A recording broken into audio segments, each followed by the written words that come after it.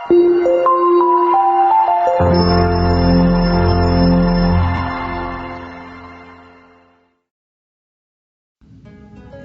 की यात्रा हमें लेकर जा रही है 64 योगिनी मंदिर।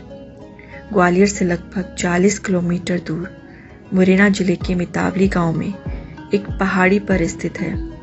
एक शिलालेख के अनुसार यह मंदिर कच्छप राजा देवपाल ने बनवाया था।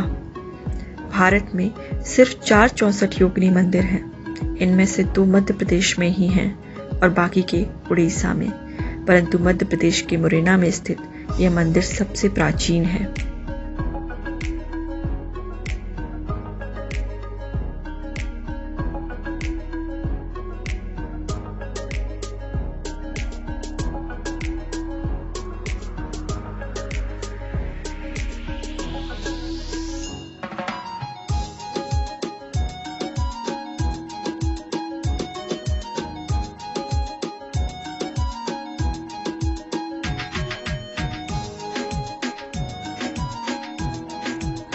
करीब 200 सीढ़ियां चढ़ने के बाद हम पहुंचे हैं 64 योगिनी मंदिर।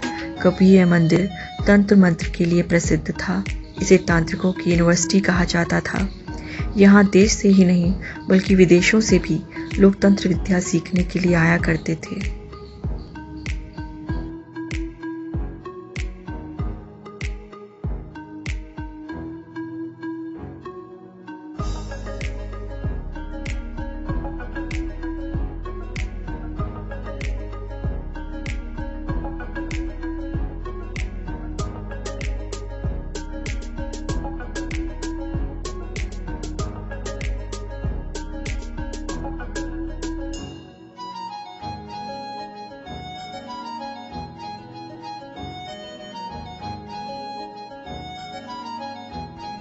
मंदिर के मध्य में एक खुला हुआ मंडप है जिसमें एक बड़ा शिवलिंग है।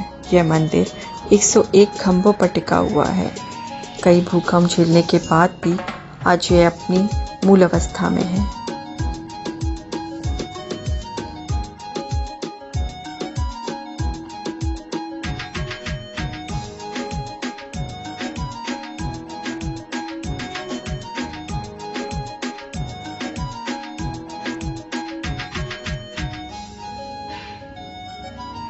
आमतौर पर हिंदू मंदिर वर्गाकार होते हैं और अधिकतर मंदिरों में मूर्तियों का मुख पूर्व की ओर होता है। दूसरी ओर ये योगिनी मंदिर गोलाकार बने हुए हैं। योगिनी मंदिरों में ईश्वर का मुख हर दिशा में होता है। उसी तरह यहाँ भी गोलाकार बने हुए 64 कमरे हैं। हर कमरे में एक शिवलिंग बना हुआ है। पहले यहाँ शिवलिंग के साथ देवी योगिनी की मूर्तियां भी स्थापित थीं। अंदाजा लगाया जाता है अन्य योगिनी मंदिरों की तरह उनका मुख केंद्र की तरफ था। कुछ मूर्तियां चोरी हो गईं, जिसकी वजह से अब बाकी मूर्तियों को संग्रहालय में रखा गया है। इन मंदिरों में आम मंदिरों की तरह गुंबद या विमान नहीं है।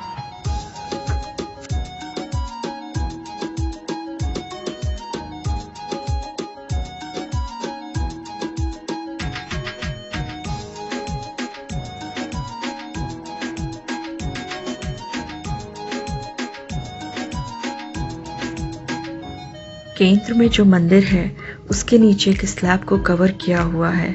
एक बड़े भूमिगत जल के भंडारण के लिए बारिश के पानी को छिद्रों के माध्यम से निकाला जाता था। छत से पाइपलाइन बारिश के पानी को स्टोरेज तक ले जाती थी। 64 कमरे और हर कमरे में शिवलिंग के साथ 64 योगिनियों की मूर्तियां। शायद इसीलिए इसे 64 योगिनी मंदिर कहा गया है।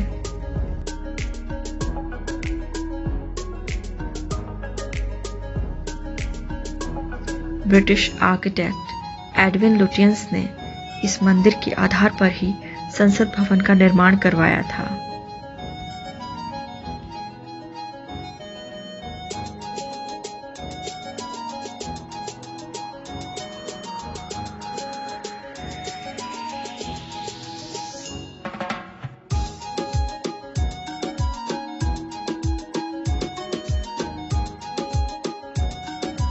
लगभग 100 फीट ऊंची पहाड़ी पर स्थित इस इमारत को भारतीय पुरातत्व सर्वेक्षण ने 1951 में ऐतिहासिक इमारत घोषित किया है।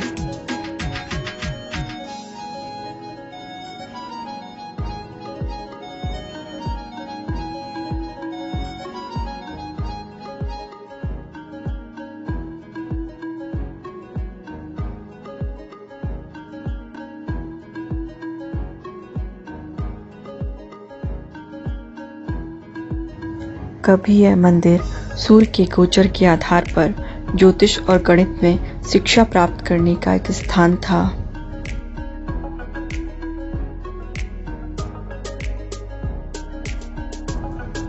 स्थानीय निवासी आज भी मानते हैं कि यह मंदिर आज भी शिव की तंत्र साधना के कवच से ढका हुआ है। यहाँ रात में रुकने की इजाज़त नहीं है, ना तो इंसानों को और ना ही किसी पक्षी को।